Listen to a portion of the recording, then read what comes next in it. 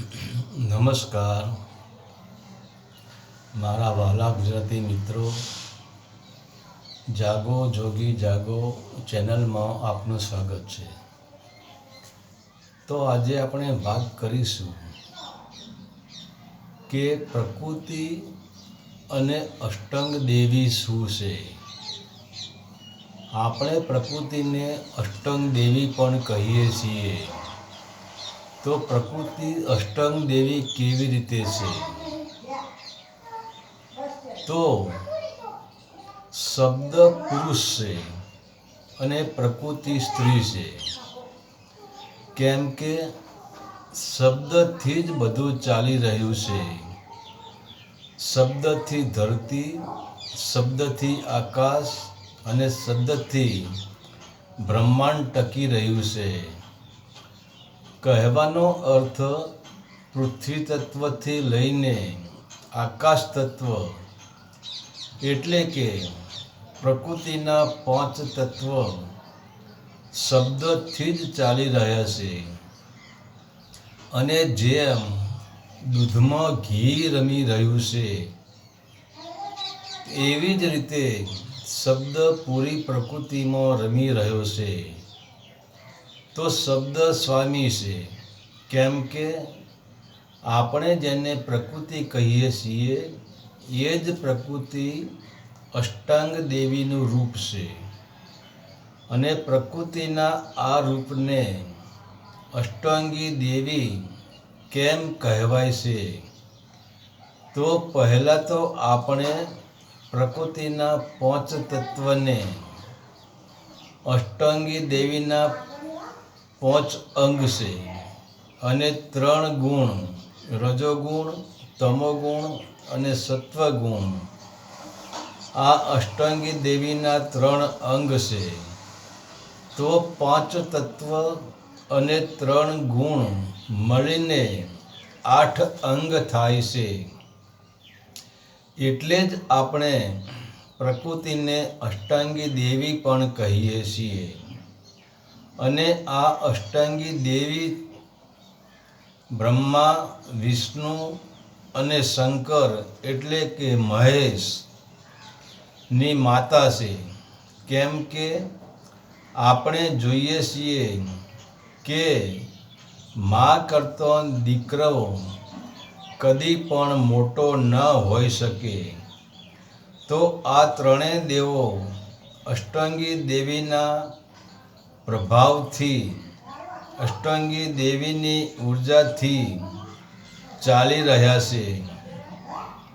કેમ કે આ ત્રણેય દેવોને અષ્ટાંગી દેવીની જ શક્તિ મળે છે અને 5 તત્વને પરંતુ અષ્ટાંગી દેવીની જ શક્તિ મળે છે।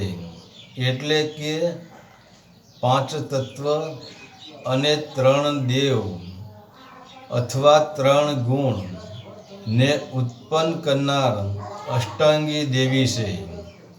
અને આ સંસારમાં જે કંઈ કામ, ક્રોધ, મોહ, લોભ અને ભય રૂપી જે વાસનાઓ ઉત્પન્ન થાય છે, તે બધું જ અષ્ટાંગી દેવીનું સ્પંદન છે। કેમ કે અનંત બ્રહ્માંડની જનેતા, સ્વર્ગ, વૈકુંઠ અને પૂરા બ્રહ્માંડની જનેતા અષ્ટાંગ દેવી છે। અને 5 શરીર પણ અષ્ટાંગ દેવીની સીમામાં છે। તો આપણા 5 શરીર કયા? તો આપણું પહેલું શરીર છે જે આપણે જોઈ રહ્યા છીએ, જેનાથી આપણે સંસારનું કામકાજ કરી રહ્યા છીએ, તે આપણું સ્થૂળ શરીર છે। અને આપણા સ્થૂળ શરીર ત્યાં મૂલાધાર ચક્ર છે અને ત્યાંનું પ્રધાન તત્વ પૃથ્વી છે। અને અહીંના દેવ ગણપતિ અને રિદ્ધિ સિદ્ધિ છે। આપણું બીજું શરીર સૂક્ષ્મ શરીર છે, જેનું પ્રધાન તત્વ જળ છે એટલે કે પાણી છે અને જેના દેવતા બ્રહ્મા અને સાવિત્રી છે. તો આ બ્રહ્માને ત્રિકુટીના માલિક ન સમજી લેવા. જેવી રીતે કુંભાર વાસણ બનાવે છે, તેવી જ રીતે બ્રહ્મા અને સાવિત્રી ભૌતિક જગતમાં સ્થૂળ શરીરને બનાવે છે. તો આપણું ત્રીજું શરીર છે કારણ શરીર. અહીંનું પ્રધાન તત્વ તેજ એટલે કે અગ્નિ છે. અહીંયા મણિપુર ચક્ર આવેલું છે અને તેના સ્વામી વિષ્ણુ તથા લક્ષ્મીજી છે. તો આપણું ચોથું શરીર ભાવ શરીર છે.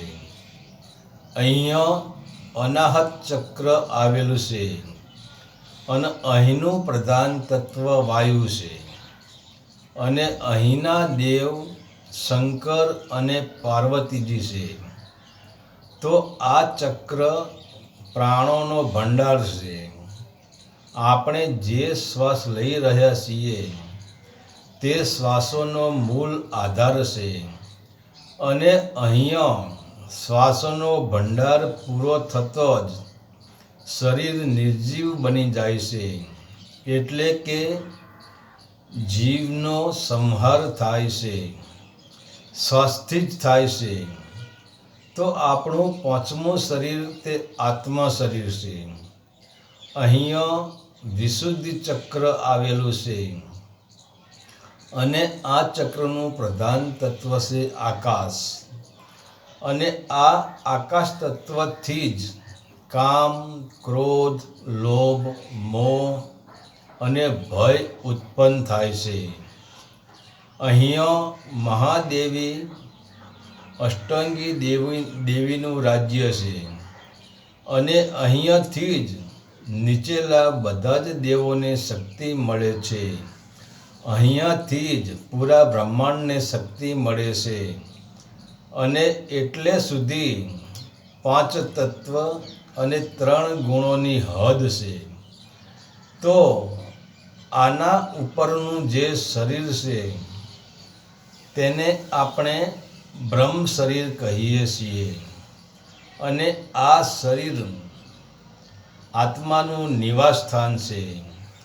અહીંયા આવતા જ તમે સ્વને ઓળખી શકો છો, તમે આત્માને ઓળખી શકો છો અને તમે પોતે જ આત્માને ઓળખીને મહાસમ્રાટ બની જાઓ છો. હરિ ઓમ તત્સત. આદેશના પ્રણામ.